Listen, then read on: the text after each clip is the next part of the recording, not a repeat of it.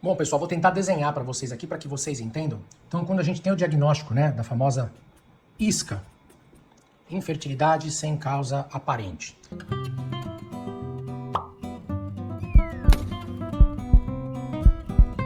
O que nós devemos investigar? Bom, primeiramente, a gente tem uma gaveta aqui, que seriam as condições gerais de saúde da paciente.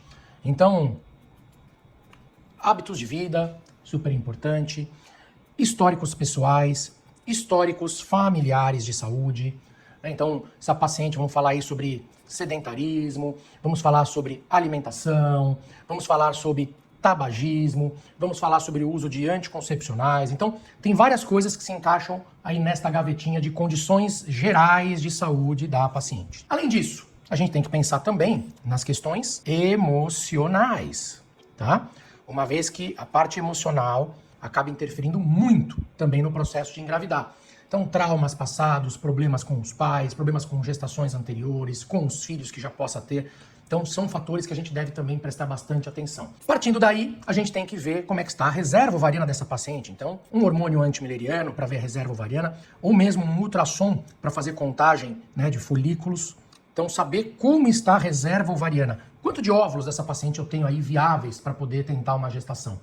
Da mesma forma, né, a gente vai ter que ver como é que está a qualidade espermática, tá? Então, como que está o esperma? Então, nesse ponto, a gente vai ver como que está a morfologia desse esperma, né? Como que está a fragmentação desse esperma, se o homem usou ou não anabolizantes, que isso também acaba atrapalhando bastante o processo de engravidar, se existe ou não varicocele, que seria as varizes de bolsa escrotal, que acabam também interferindo na qualidade espermática. Então, tem algumas coisinhas aí pra gente ver nesta caixinha. Depois disso, a gente tem que analisar como está as tubas, certo? A permeabilidade das tubas, se as tubas estão permeáveis ou não.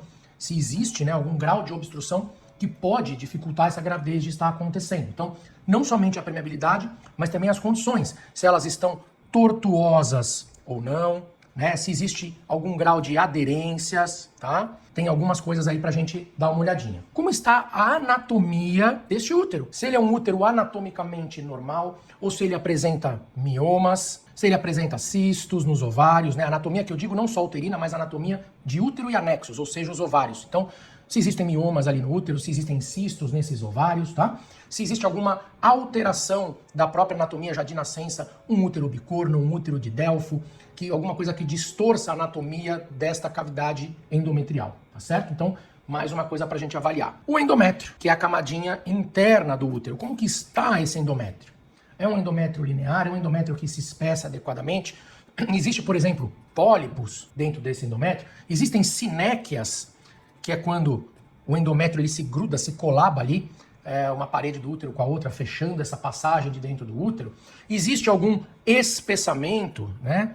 Ele está espessado, esse endométrio, ou não? Então precisamos entender um pouquinho como que está esse endométrio, avaliar essa cavidade endometrial. A gente tem que avaliar também como que está o colo do útero, certo? Como que está esse colo uterino? É um colo do útero que está íntegro? Ou ele tem algum machucadinho, tem alguma ectopia cervical que pode estar causando ali uma inflamação local, né, as chamadas NICs, que são as alterações do colo do útero, né, alguma lesão por HPV. Então a gente precisa entender um pouquinho como que está isso, além de ver toda a parte vaginal também. Então, como que está, né, na parte da vagina, este pH vaginal, como é que está a flora vaginal, uma vez que a gente sabe que isso também interfere, né, porque o espermatozoide, na hora que ele é ejaculado ali na vagina, alterações de flora e pH podem matar o espermatozoide. Então, como que está essas condições vaginais, realizar as culturas necessárias. Depois disso, a gente tem que ver também condições metabólicas dessa paciente. Como que estão essas condições metabólicas? Vitaminas, minerais, hormônios, se existem déficits, algumas alterações que podem estar interferindo nisso, né? Então, deficiências hormonais ou deficiências vitamínicas que contribuem para uma má qualidade ovulatória, por exemplo. A gente precisa avaliar também a presença ou não de doenças autoimunes, uma vez que nós sabemos que alterações autoimunes podem fazer com que essa mulher produza anticorpos ali contra o embrião, dificultando a sua implantação no endométrio, avaliação de células NK. Então, ver se essa paciente já tem alguma predisposição à doença autoimune ou não. Isso aqui é de suma importância.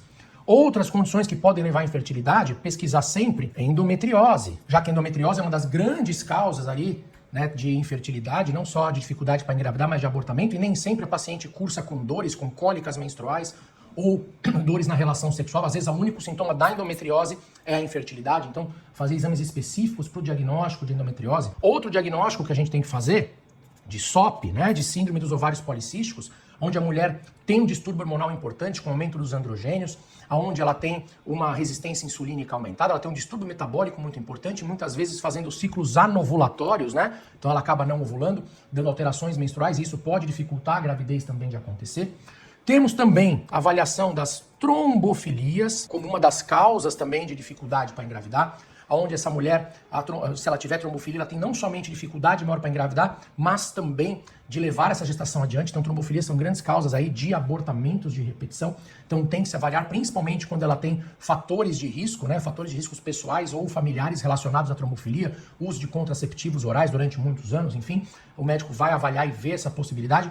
E, se descoberta a trombofilia, saber se são trombofilias adquiridas, se são trombofilias hereditárias, se são trombofilias que vão agir mais na cascata de coagulação ou na agregação plaquetária, até para fazer a escolha correta do tipo de anticoagulante que se vai utilizar durante as tentativas de gravidez.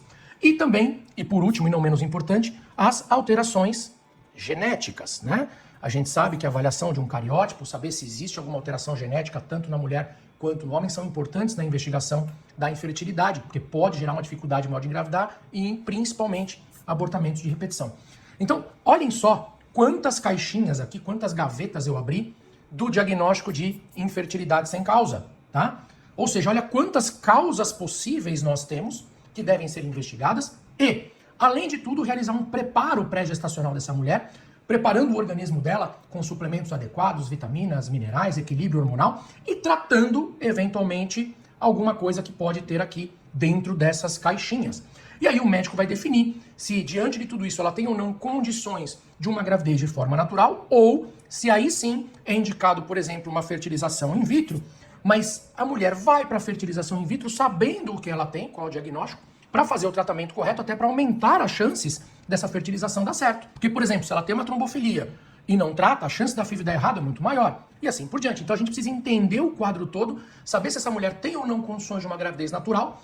Se tiver, fazer todo o tratamento e preparo para isso. Se não tiver, fazer a indicação da fertilização, mas também tratando, eventualmente, qualquer uma dessas caixinhas que nós encontrarmos aí alteradas nela. Muito difícil você falar em infertilidade sem causa sem ter investigado toda uma gama de causas possíveis para essa infertilidade conjugal.